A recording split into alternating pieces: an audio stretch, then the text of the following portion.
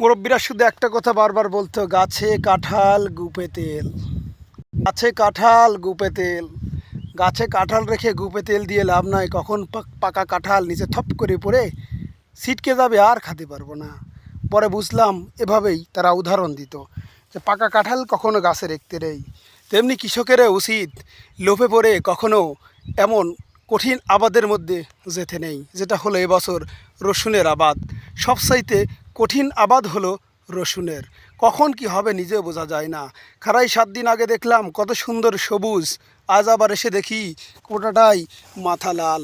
আমারও হয়ে গেল মাথা লাল। জানি না এই টেনশনে কখন যে শুকিয়ে যাচ্ছি নিজেও বুঝতে পারছি না।